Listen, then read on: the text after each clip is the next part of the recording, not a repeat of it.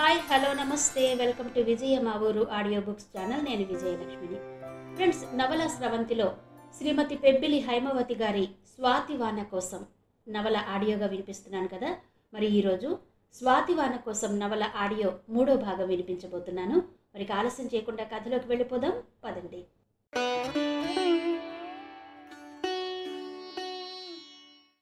అరగంటలో జానకి రామచంద్రలు నర్సింగ్ హోమ్కి చేరుకున్నారు. విజిటర్స్ హాల్లో ఉన్న భాస్కర్ని చూడడంతోనే ఎలా ఉందిరా కమలా అని అడిగాడు రామచంద్ర ఆదుర్దాగా. అన్నగారిని చూడడంతోనే అన్నయ్య అంటూ అతన్ని చుట్టేశాడు భాస్కర్. అంతవరకు ఉగ్గబట్టుకున్న దుఃఖం వరదలై పొంగింది. బాచి, ఏంటి బాబు, ఏమైంది అంటూ జానకి ఆత్రంగా అతడి తల మీద చెయ్యి వేసింది. వదినా, నువ్వు చెప్తూనే ఉన్నావు పొద్దుపోయి బయలుదేరవద్దని. నేనే దౌర్భాగ్యుణ్ణి, మొండిగా బయలుదేరాను. నా కమల నాకు దక్కుతుందంటావా వదినా అంటూ జానకి భుజం మీద తలవాల్చి బావురుమన్నాడు భాస్కర్. కమలకేం కాదు బాచి, మనం ఎవరికేమీ అన్యాయం చేయలేదు. ఆ దేవుడు మనకు అన్యాయం చెయ్యళ్లే అంది జానకి ఓదార్పుగా భాస్కర్ భుజం మీద చెయ్యి వేసి. కానీ ఆపరేషన్ థియేటర్ నుండి బయటకు వచ్చిన డాక్టర్ చెప్పింది విని ముగ్గురు నిశ్చేష్టులయ్యారు.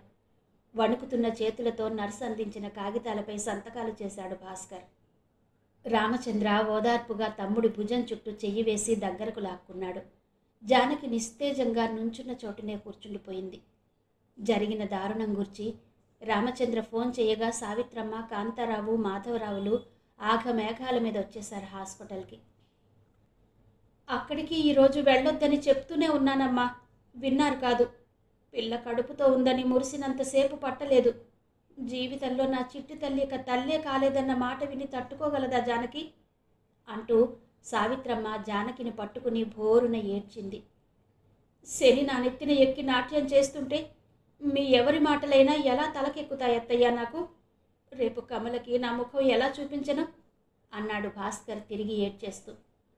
అలా జరగాలని రాసిపెట్టి ఉంటే తప్పించడానికి మనం ఎవరం బాబు? పెద్ద ప్రాణం దక్కిందని సంతోషించాలంతే అన్నాడు కాంతారావు ఓదార్పుగా. బాచి, జరిగింది తక్కువ నష్టమని నేను అనను. కానీ నువ్వే ఇలా డీలా పడిపోతే కమలని ఊరడించేవాళ్ళెవరు? మనసు దిటవు చేసుకోవాలి నాయనా, తప్పదు అంది జానకి భాస్కర్ తల నిమురుతూ. వదినా, దురదృష్టం కాకపోతే నాకే ఎందుకు ఇలా జరగాలి అన్నాడు భాస్కర్ బేలగా. నీకే కాదు బాబు, పగవారికి కూడా ఇలా జరగకూడదు. సంతోషానికి మారుపేరులా ఉన్న మీ కుటుంబాన్ని చూసి లోకమే కాదు, ఆ దేవుడు కూడా ఓర్వలేకపోయాడేమో, అందుకే ఇలా జరిగింది అంది సావిత్రమ్మ బాధగా. కాంతారావు కూడా ఓదార్పుగా అల్లుడి భుజం తట్టాడు. ఆ రాత్రంతా జాగరణ చేస్తూ కమలకు ఎప్పుడు తెలివొస్తుందా అని ఆతృతగా అక్కడే ఉండిపోయారంతా. మర్నాడు ఉదయం 7 గంటలకు కమలకు మెలకు వచ్చింది. తాను హాస్పిటల్లో ఉన్నానని అర్థం చేసుకున్న కమల చుట్టూ అయోమయంగా చూస్తూ, నాకేమైంది, ఆయనేరి అంది కంగారుగా. కమల, నేనిక్కడే ఉన్నాను, నాకేం కాలేదు, ఏవో కొంచెం దెబ్బలు తగిలాయంతే అన్నాడు భాస్కర్ వచ్చే దుఃఖాన్ని బిగబట్టి కమల చేతులు పట్టుకుంటూ. తల్లిదండ్రుల వైపు, తోడుకోడలు, బావగారి వైపు ఆశ్చర్యంగా చూస్తూ, మీరంతా ఎప్పుడొచ్చారు అని అడిగింది ఆశ్చర్యంగా. ఇప్పుడే వచ్చాం కమల, నువ్వెక్కువగా మాట్లాడకుండా విశ్రాంతి తీసుకోమ్మా అన్నాడు కాంతారావు కూతురు తల మీద చెయ్యి వేసి. జానకి ఓదార్పుగా తోడికోడలు చేతులు పట్టుకుంది. జరిగిందంతా రాత్రే రామచంద్ర చెప్పడంతో శంకర్రావు ఉదయమే మనవణ్ణి తీసుకుని హాస్పిటల్కి వచ్చేశాడు. భాస్కర్ని చూడటంతోనే ఏంట్రా ఇలా జరిగింది అంటూ కొడుకుని హృదయానికి హత్తుకున్నాడు. అంతా నా దురదృష్టం నాన్న, నా చేతులారా నేనే అని ఆ పైన మాటలు పూర్తి చేయలేక తండ్రి భుజం మీద తలవాల్చాడు భాస్కర్. వారం రోజుల తర్వాత కమలని హాస్పిటల్ నుండి డిశ్చార్జ్ చేశారు. కాంతారావు దంపతులు కమలని తమ ఇంటికి తీసుకువెళ్ళి కోలుకున్నాక తిరిగి పంపిస్తామని అన్నారు. వద్దు పెద్దమ్మ, ఈ పరిస్థితుల్లో కమల అక్కడ ఉంటే తేరుకోవడం కష్టం. మీరే 4 రోజులు ఇక్కడ ఉండి మంచి చెడ్డ చూసి వెళ్ళండి అంది జానకి. అది కాదమ్మా, నీకింట్లో చాలా పని ఉంటుంది, కమలకి కూడా చెయ్యాలంటే కష్టం కదా అంది సావిత్రమ్మ. జరిగిన దారుణం చిన్నది కాదు కదా పెద్దమ్మ. ఎవరో ఒకరు పరామర్శకొచ్చి సానుభూతి పేరుతో కమలని మరింత బాధకు గురి చేస్తారు. ఆ పైన జరిగిన దారుణం కమలకి తెలియచేస్తారు. ఇప్పుడున్న ఆరోగ్య పరిస్థితుల్లో కమల అది విని తట్టుకోగలదా చెప్పండి? అందుకే మిమ్మల్ని ఇక్కడ ఉండమంటున్నాను అంది జానకి. నువ్వన్నది నిజమేనమ్మా. ఊరి నిండా మన బంధుబలగమే ఉన్నారక్కడ. మన మీద అభిమానంతోనే వాళ్ళు వస్తారనుకో. కానీ ఆ పరామర్శలు కమలను మరింత బాధకు గురి చేస్తాయి అంది సావిత్రమ్మ.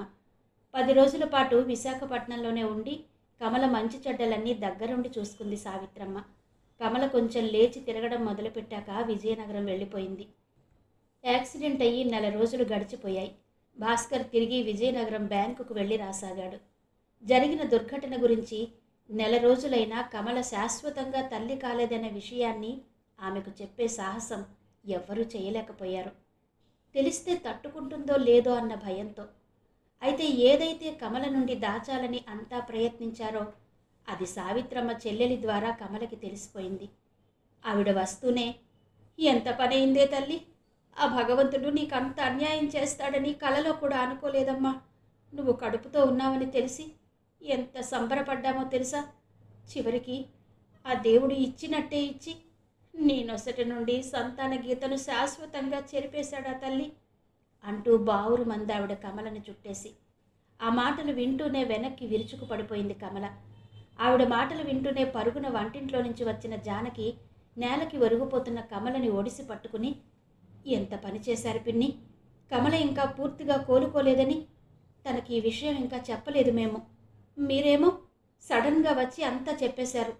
ఇప్పుడేమవుతుందో ఏమో అంటూ కమల చెంపల మీద తట్టి, కమలా కమలా అంటూ కంగారుగా పిలిచింది జానకి.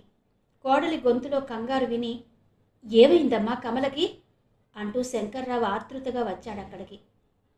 గ్లాస్తో మంచినీళ్లు తెచ్చి కమల ముఖం మీద చిలకరిస్తూ, పిల్లకిలా జరిగిందని విని బాధ తట్టుకోలేక నేనే మాటల మధ్యలో జరిగింది చెప్పేశాను అన్నయ్య గారు.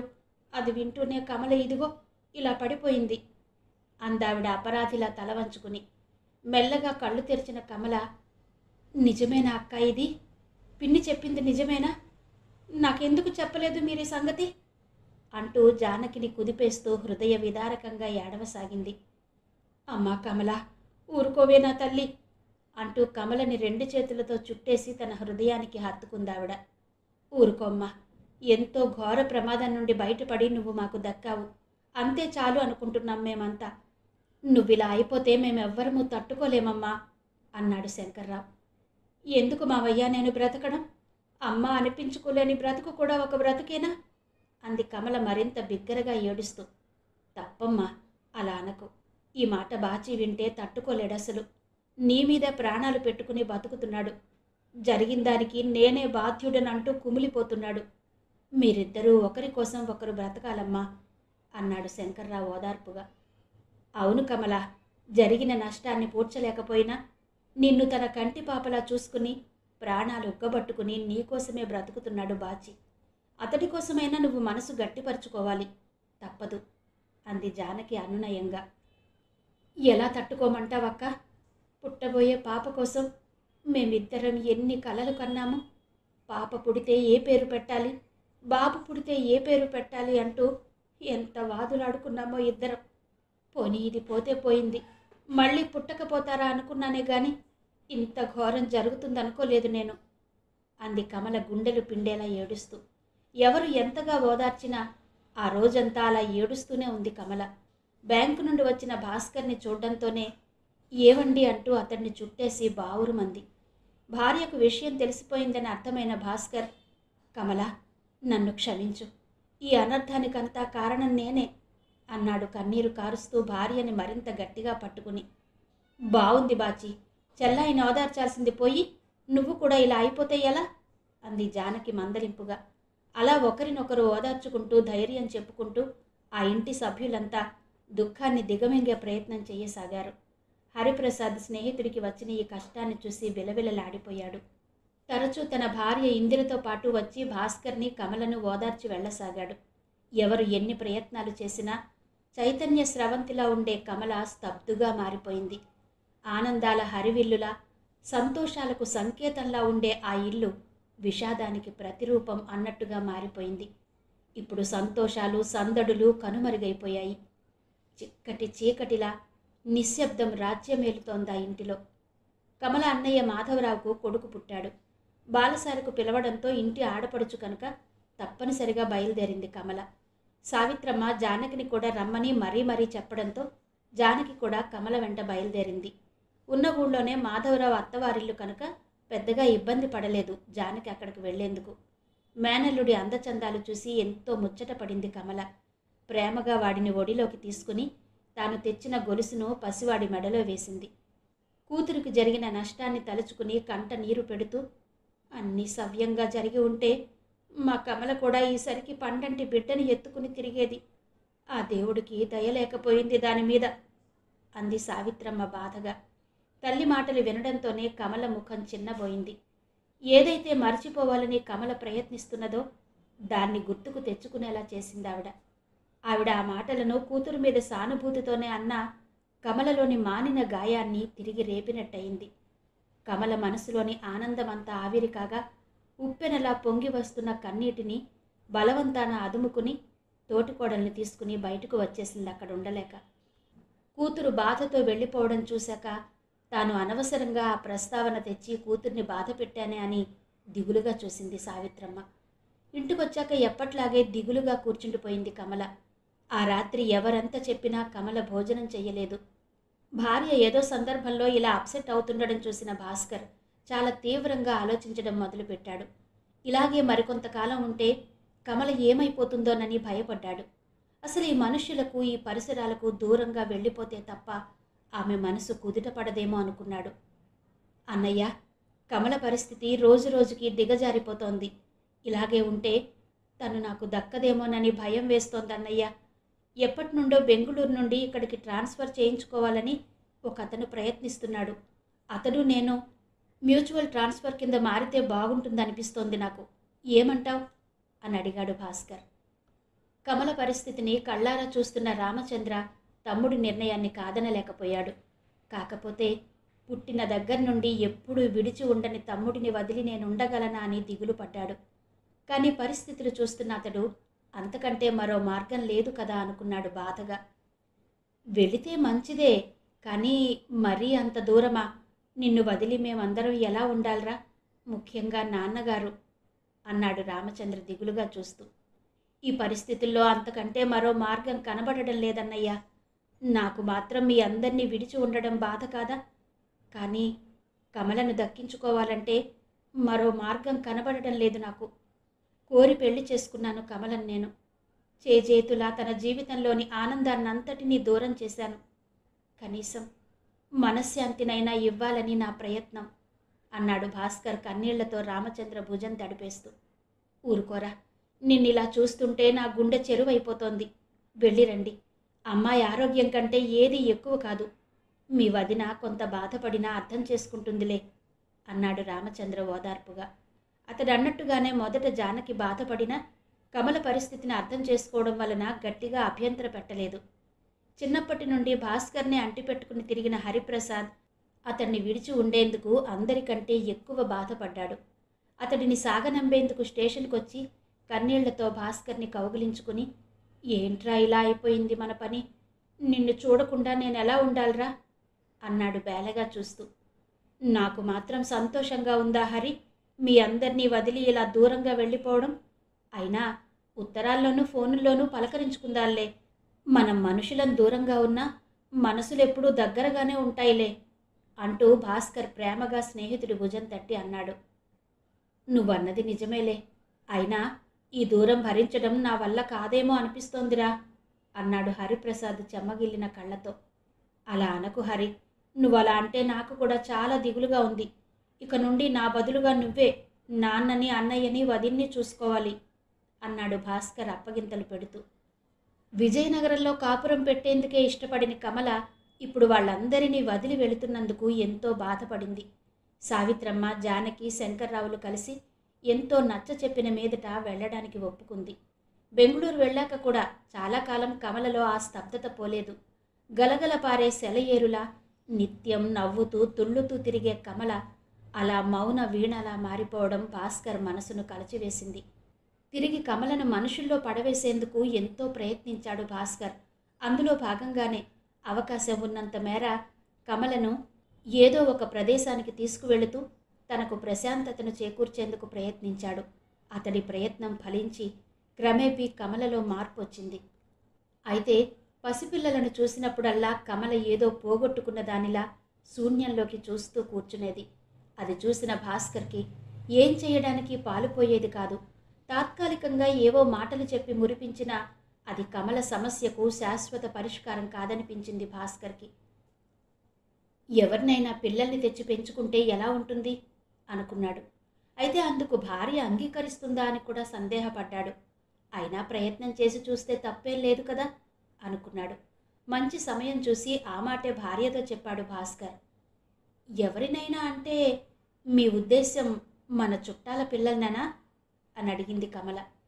అలా అని ఏం లేదు, ఎవరో ఒకరిని మన వెలితిని పూడ్చుకునేందుకు తెచ్చుకుందాం. పసిపాప మన ఇంట్లో తిరుగుతుంటే మన సమస్యలన్నీ మర్చిపోయి హాయిగా ఉండొచ్చు అన్నాడు భాస్కర్. అలా అయితే ఏదైనా అనాథాశ్రమం నుండి తెచ్చి పెంచుకుందాం. అలాగైతే ఆ బిడ్డ మా బిడ్డ అంటూ ఫ్యూచర్లో ఎవరూ క్లెయిమ్ చేయరు అంది కమల. ఓకే, నీకెలా ఇష్టమైతే అలాగే చేద్దాం అన్నాడు భాస్కర్ ఉత్సాహంగా. భార్య అంత సులభంగా పెంపకానికి అంగీకరించినందుకు అతడికి ఎంతో ఆనందంగా అనిపించింది. ఇద్దరూ ఒక అంగీకారానికి రావడంతో పిల్లల కోసం అన్వేషణ ప్రారంభించారు. భాస్కర్ ఎంత తొందరగా వీలైతే అంత తొందరగా ఎవరో ఒకరిని తెచ్చి పెంచుకోవాలని ఆరాటపడసాగాడు. అందుకే తెలిసిన వాళ్ళందరినీ అడిగి అనాథాశ్రమాల అడ్రస్లు సేకరించి భార్యను తీసుకుని వెళ్ళసాగాడు. కమల మాత్రం ఎవరిని చూసినా వాళ్ళని చూస్తే నాలో ఏ స్పందన కలగడం లేదు అనేది నిరుత్సాహంగా. అలవాటు పడితే మమకారం అదే కలుగుతుంది కమల అంటూ భాస్కర్ నచ్చచెప్పే ప్రయత్నం చేసేవాడు. వాళ్ళకి పళ్ళు, స్వీట్సు, బట్టలు ఇవ్వడం వరకు పర్వాలేదు నాకు, కానీ శాశ్వతంగా వాళ్ళని తెచ్చుకుందామంటే నా మనసు ఎందుకో అంగీకరించడం లేదు అంది కమల బాధగా. అలాంటి పరిస్థితిలో జానకి మగపిల్లవాడిని ప్రసవించిందని, బాలసారకు మీరు తప్పకుండా రావాలని రామచంద్ర భాస్కర్కి ఫోన్ చేసి చెప్పాడు. నేను ఆ వేడుకల్లో పాల్గొనలేనండి, కావాలంటే మీరు వెళ్ళి రండి, నేను ఒక్కతిని ఇక్కడుంటాను, నాకేం భయం లేదు అంది కమల. అదేంటి కమల అలా అంటావు? నువ్వు రాకుండా నేను ఎలా వెళ్తాను? నువ్వు రాకపోతే అన్నయ్య వదిన బాధపడరా? అదీ కాక మనం ఇక్కడికి వచ్చి ఏడాది పైనే అయ్యింది. మీ అమ్మగారు కూడా నిన్ను చూడాలనుందంటూ పదే పదే ఫోన్లు చేస్తూనే ఉన్నారు. వెళ్ళి అందరినీ చూసి వచ్చేద్దాం కమల, నాకు కూడా మా నాన్నగారిని చూడాలనిపిస్తోంది అన్నాడు భాస్కర్ నచ్చ చెప్తున్నట్టుగా. నాకు కూడా అందరినీ చూడాలనే ఉందండి, కానీ ఇలాంటి సందర్భాల్లో అమ్మలక్కలంతా ఒక చోట చేరి సానుభూతి పేరుతో వాళ్ళేదైనా అంటే నేను తట్టుకోలేనండి అంది బాధగా. అలాంటి భయం నువ్వేమీ పెట్టుకోవద్దు. ఫంక్షన్ చాలా క్లుప్తంగా చేస్తున్నారట. మీ అమ్మగారిని, మా అత్తయ్య మామయ్యలను, అంటే మా వదిన అమ్మగారిని తప్ప వేరెవ్వరిని పిలవడం లేదని అన్నయ్య చెప్పాడు అన్నాడు భాస్కర్. సరే అయితే వెళ్దాంలేండి అంది కమల. చాలా రోజుల తర్వాత ఇంటికొచ్చిన భాస్కర్ని, కమలని చూసి ఎంతో సంతోషించారంతా. ఎంతో ఆప్యాయంగా వాళ్ళని ఆహ్వానించారు. పెద్ద పెద్ద కళ్ళతో, బూరెల్లాంటి బుగ్గలతో ముద్దుగా ఉన్న బాబు నుండి చూపులు తిప్పుకోలేకపోయింది కమల. వెళ్ళిన దగ్గర నుండి ఏదో వంకతో బాబుని వడిలోకి తీసుకుని మురిసిపోయింది కమల. బాబుకి ఏం పేరు పెట్టాలి అనే చర్చ వచ్చింది. పెద్దాడికి రవికిరణ్ అని పేరు పెట్టారు కనుక చిన్నాడికి శశికిరణ్ అని పెడదాం అంది జానకి. అది విని బాగుంది, సూర్యచంద్రులిద్దరినీ నీ నట్టింట్లో కట్టేసుకుందామా జానకి అన్నాడు రామచంద్ర పరిహాసంగా. ఆ మాట విని నవ్వేస్తూ పసివాడి బుగ్గలు ఆప్యాయంగా నిమిరింది జానకి. వదిన సెలక్షన్ బాగుందన్నయ్యా, బాబుకి ఆ పేరే పెడదాం అన్నాడు భాస్కర్. మీ వదిన సెలక్షన్ నీకెప్పుడు నచ్చలేదో ఒక్కసారి చెప్పరా, వింటాను అన్నాడు రామచంద్ర. ఆయనకే కాదు బావగారు, అక్కయ్య సెలక్షన్ నాకు కూడా నచ్చింది, బాబుకి ఆ పేరే పెడదాం అంది కమల. తోటికోడలు మరిది తనకే సపోర్ట్ రావడంతో నేనే గెలిచాను అన్నట్టుగా భర్త వంక చూసింది జానకి. సరేలెండర్రా, మీ ముగ్గురు ఒక్కటయ్యాక నా మాట ఏం చెల్లుతుందికా, అలాగే కానియండి అన్నాడు రామచంద్ర ఏదో బలవంతాన్ని ఒప్పుకుంటున్నట్టుగా ముఖం పెట్టి. నిజం చెప్పన్నయ్యా, ఏదో బెంకానికి అంటున్నావు గాని నీకు కూడా ఆ పేరు నచ్చింది కదూ అన్నాడు భాస్కర్ ఆట పట్టిస్తున్నట్టుగా అన్నగారి వంక చూస్తూ. తమ్ముడు అలా అడగడంతో దొరికిపోయిన దొంగలా నవ్వేస్తూ, చ పోరా, అంటూ అక్కడి నుంచి వెళ్ళిపోయాడు రామచంద్ర. భర్త అటు వెళ్ళాక, రవికి ఆ పేరు సెలెక్ట్ చేసింది మీ అన్నయ్యే కదా బాచి, దానికి మ్యాచ్ అయ్యేలా నేను ఈ పేరు సెలెక్ట్ చేస్తే చూడు ఎంత పోజిస్తున్నారో అంది జానకి నవ్వేస్తూ. సరదాలు సందడుల మధ్య బాబుకి నామకరణం జరిగిపోయింది. చాలా రోజుల తర్వాత ఆ ఇంటి సభ్యులంతా ఆనందంగా గడిపారు ఆ రోజు. ఆ రాత్రి భాస్కర్తో, బాబు చాలా ముద్దొస్తున్నాడు కదండి అంది కమల. అవును కమల, నాకు కూడా అలానే అనిపించింది అన్నాడు భాస్కర్. వాడిని మనం పెంచుకుంటే ఎలా ఉంటుందండి అంది కమల. బాగుంటుంది, కానీ నీకైన వాళ్ళ పిల్లల్ని ఎవరిని పెంచుకోవడం ఇష్టం లేదన్నావు కదా అన్నాడు భాస్కర్ ఆశ్చర్యంగా. అవును, శశిని చూసే వరకు అలాగే అనుకున్నాను, కానీ వాడిని చూశాక నా మనసులో మమకారం వెల్లువలా పొంగుతోంది. వాడు నవ్వినా ఏడ్చినా ఏదో తెలియని పారవస్యం కలుగుతోంది. రోజంతా వాడిని చూస్తూ అలాగే ఉండిపోవాలనిపిస్తోంది. అందుకే వాడిని నా స్వంతం చేసుకోవాలని మనసు ఆరాటపడుతోంది అంది కమల ఉద్వేగంగా. కానీ అన్నయ్య వదిన ఏమంటారో. రవి తర్వాత దాదాపు 7 ఏళ్ల తర్వాత వీడు పుట్టాడు. అయినా వదిన మొదటిసారి బిడ్డను కన్నట్టు వాడిని చూసుకుని మురిసిపోతోంది. వాడిని మనకిస్తారంటావా అన్నాడు భాస్కర్ సందేహంగా. ఎందుకివ్వరు? సంతోషంగా ఇస్తారు. ఎందుకంటే వాడికి మనం మంచి భవిష్యత్తునిస్తాం కదా అంది కమల ధీమాగా.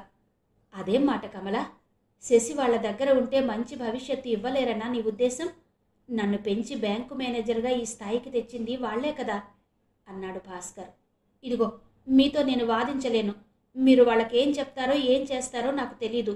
బాబు నాకు కావాలంతే అంది కమల తన నిర్ణయానికి తిరుగులేదన్నట్టుగా. మొట్టమొదటిసారి భార్య కళ్ళలో కదలాడే ఆనందాన్ని ఉద్వేగాన్ని చూసిన భాస్కర్ ఇంకేమీ తగ్గించలేదు. సరే, నీకంత కోరికగా ఉన్నప్పుడు నేను కాదని ఎలా అంటాను? అడుగుదాంలే రేపు. పొద్దుపోయింది, ఇక పడుకో అన్నాడు భాస్కర్.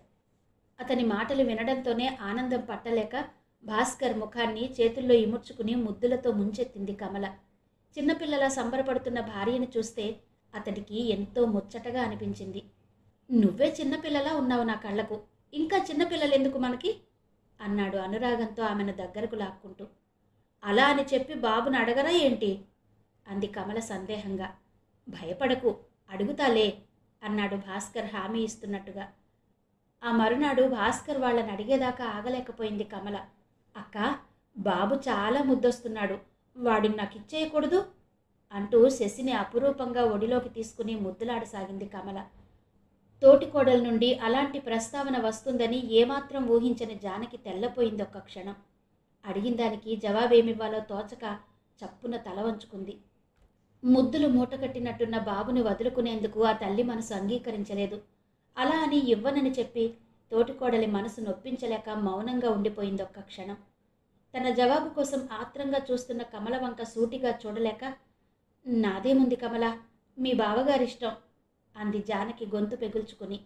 అంతవరకు తోటికోడలు తన ప్రతిపాదనకు సంతోషంగా అంగీకరిస్తుందని ఊహల్లో తేలిపోయిన కమల మాట రానట్టుండిపోయింది. అంతలోనే, నవమాసాలు మోసి బిడ్డను కన్నది కదా, అంత తొందరగా ఎలా అంగీకరిస్తుంది అని సరిపెట్టుకుంది. తామంటే ఆమెకు ఎంత మమకారమో తెలిసిన కమల దాన్నే ఆయుధంగా ఉపయోగించి బాబును దక్కించుకోవాలనుకుంది. అదే సమయంలో భాస్కర్ కూడా రామచంద్రతో బాబుని తమకివ్వమని అడిగాడు. బాచి, నిజంగా కమలే అడగమందా, లేక నువ్వే కావాలని అడుగుతున్నావా? ఎందుకంటే తనకి దగ్గర వాళ్ళ పిల్లల్ని పెంచుకోవడం ఇష్టం లేదు కదా అన్నాడు రామచంద్ర. ఆ మాట నిజమే కానీ అన్నయ్య, బాబును చూసిన దగ్గర నుండి కమల చాలా ఎక్సైటెడ్గా ఉంది. ఇది తన ప్రపోజలే. చెప్పన్నయ్యా, బాబుని నాకు ఇస్తావా అన్నాడు భాస్కర్ ఆతృతగా. ఏనాడు నాకు ఇది కావాలని అడగని తమ్ముడు అలా దీనంగా చూస్తూ అడుగుతుంటే కాదనలేకపోయాడు. అసలే చచ్చి బ్రతికిన మరదలు ఇలాగైనా కాస్త సంతోషంగా ఉంటుంది అనిపించి వెంటనే తన అంగీకారాన్ని తెలియజేశాడు. అన్నగారి మాటలు వింటూనే, చాలా థ్యాంక్స్ అన్నయ్య, నువ్వేమంటావో అని చాలా భయపడ్డాను నేను అన్నాడు భాస్కర్. అదేమిట్రా అలా అంటావు? కమల బాగుండడం కంటే ఏం కావాలి మనకు?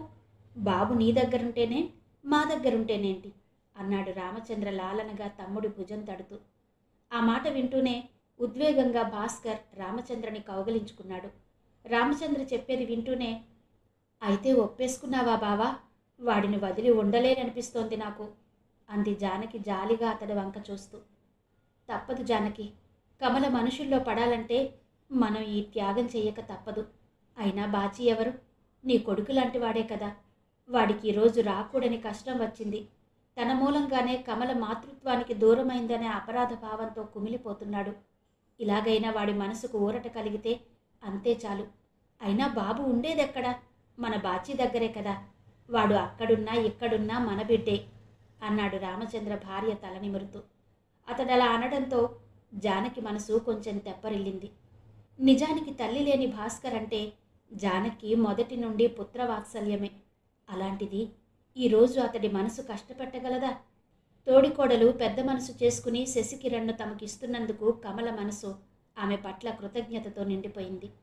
ఈ సంగతి విన్న సావిత్రమ్మ తన కూతురికి పుత్రభిక్ష పెట్టినందుకు జానకిని మనసారా అభినందించి అక్కున చేర్చుకుంది.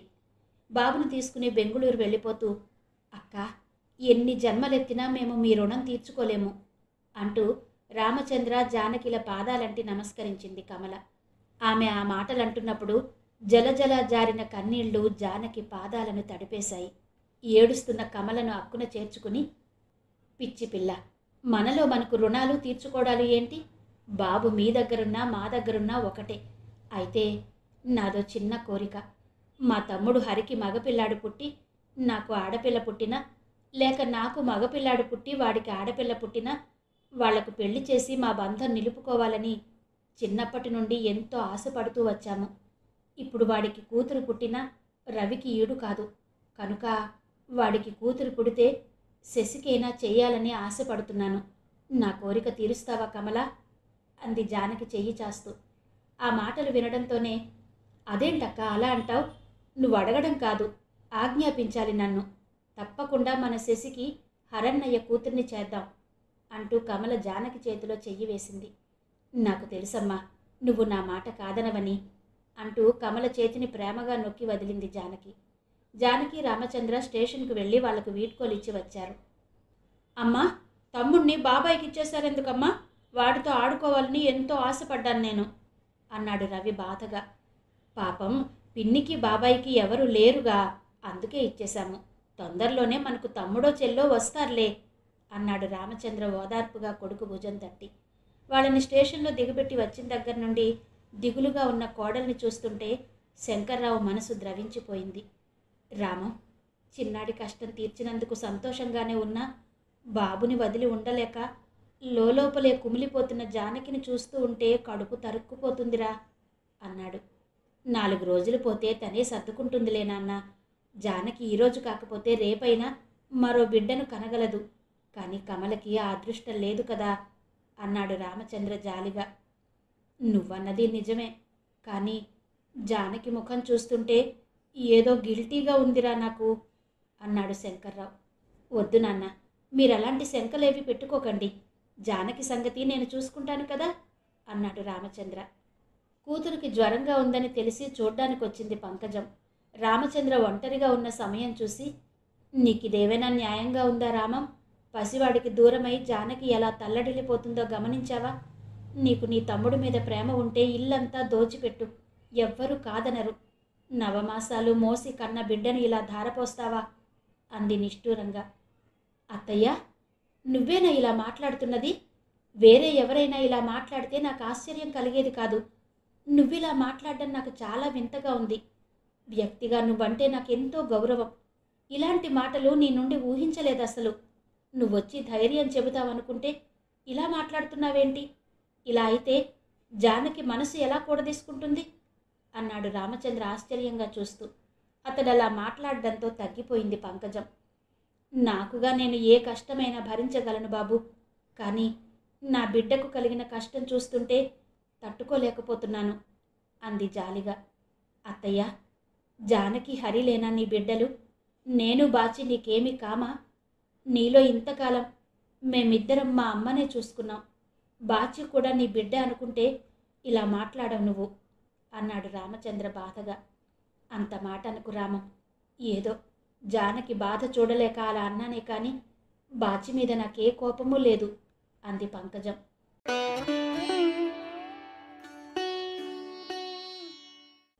శశికిరణ్ను బెంగుళూరు తీసుకువెళ్లిన దగ్గర నుండి కమల, భాస్కర్ల జీవితాల్లోకి వసంతం ప్రవేశించినట్టయింది. బాబు కోసం రకరకాల డ్రెస్సులు, బొమ్మలు కొని ఇల్లంతా నింపేశారు.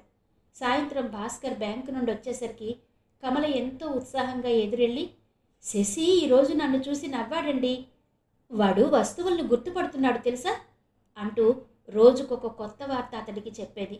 పిల్లాడిని దగ్గరలో ఉన్న పార్కులో తిప్పేందుకు స్ట్రోలర్ కూడా కొన్నారు.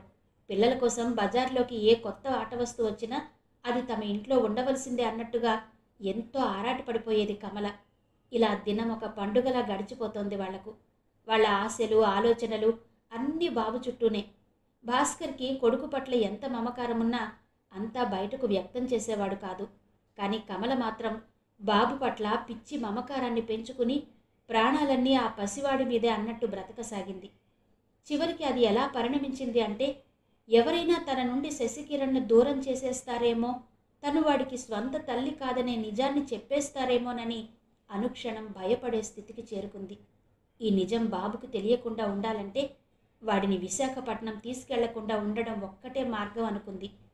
ఒకవేళ ఏదైనా తప్పనిసరి పరిస్థితుల్లో అక్కడికి వెళ్ళవలసి వచ్చినా అక్కడ ఉన్నంతసేపు కొడుకును తన కనుసన్నల్లో దాటిపోకుండా చూసుకునేది. బాబును తనకిచ్చేందుకు కూడా కమల వెనకాడడం చూసి జానకి తల్లి మనసు తల్లడిల్లిపోయేది. ఒక్కసారి వాడిని ఎత్తుకుని తనివి తీరా హృదయానికి హత్తుకోవాలనే జానకి ఆశ అడియాసగానే మిగిలిపోయింది కమల ప్రవర్తన వలన. కమల చూడకుండా దొంగచాటుగా వాడిని ఎత్తుకుని ముద్దు పెట్టుకునే పరిస్థితి వచ్చినందుకు లోపలే కుమిలిపోయేది జానకి. మిగతా విషయాల్లో ఎంతో కలివిడిగా ఉండే కమల పసివాడి విషయానికి వచ్చేసరికి ఎందుకంత పొసెసివ్గా బిహేవ్ చేస్తుందో అర్థం కాక మదనపడే జానకి తన గోడునంతా రామచంద్ర ముందు వెళ్ళబోసుకునేది. కమల తమ బిడ్డను ఎంత అపురూపంగా చూసుకుంటున్నదో గమనించమని రామచంద్ర జానకి నచ్చ చెప్పడంతో ఇంకేమీ అనలేకపోయేది. ఎక్కడున్నా తన కొడుకు సుఖంగా ఉంటే చాలని మనసును సరిపెట్టుకునేది. బాబు నాకే స్వంతం, నా ఒక్కదానికే హక్కు అన్నట్టు ప్రవర్తిస్తున్న మరదలి చేష్టలను చూసి చిన్నపిల్ల చేష్టలుగానే భావించాడు తప్ప జానకిలా రామచంద్ర ఎప్పుడూ తప్పుగా అనుకోలేదు. అందుకే జానకి అలా నచ్చ చెప్పగలిగాడు. బాబును తీసుకువెళ్ళాక చిన్న కోడలిలో పూర్వపు ఉత్సాహం చూసి ఎంతో ఆనందించాడు శంకర్రావు. వాడెక్కడున్నా తన మనవడే కదా అనే భరోసాతో. కమలా, భాస్కర్ వచ్చారని తెలిసి పంకజం, ఆదిశేషు వచ్చారు మనవణ్ణి చూసేందుకు. కమల బాబును దగ్గరకు రానివ్వకపోవడంతో జానకిలాగే వాళ్ళు నిరాశ చెందారు. ఈ విషయంలో భాస్కర్ కమలకి నచ్చ చెప్పాలని చేసిన ప్రయత్నం వృధా అయిందే తప్ప ఏమాత్రం ఫలితం లేకపోయింది. మరో 2 రోజులు పోయిన తర్వాత హరిప్రసాద్కి కూతురు పుట్టిందనే కబురు తీసుకొచ్చాడు ఆదిశేషువు. ఆ వార్త వింటూనే ఉప్పొంగిపోయింది జానకి. 3 ఏళ్ల శశిని ఎత్తుకుని ముద్దులతో ముంచెత్తుతూ, ఒరే కన్నా, నీకు పెళ్ళాం పుట్టిందిరా పెళ్ళాం అంది. పక్కనే ఉన్న కమల వైపు ఆనందంగా చూస్తూ, విన్నావా కమల, హరికి కూతురు పుట్టింది. వాడికి కూతురు పుడుతుందో లేదో అని ఇన్నాళ్ళు ఎంత బెంగపడ్డానో తెలుసా? అమ్మయ్యా, ఇప్పటికి నా బెంగ తీరింది. ఇప్పుడు నాకెంత సంతోషంగా ఉందో తెలుసా అంది జానకి ముఖమంతా ఆనందంతో వెలిగిపోతుండగా. అయితే కమల మాత్రం జానకి ఆనందంలో పాలు పంచుకోలేదు. జానకి చేతుల్లో నుండి శశిని లాక్కుంటూ, ఏంటక్కయ్యా ఇది? చిన్నపిల్లలకి ఇప్పటి నుండే పెళ్లి మాటలేంటి అసహ్యంగా? ఇప్పుడంటే అన్నావు కానీ ఇంకెప్పుడు ఇలాంటి మాటలు నా ముందు మాట్లాడకు అంటూ కొడుకును పట్టుకుని చిట్లించుకున్న ముఖంతో చరచర అక్కడి నుంచి వెళ్ళిపోయింది.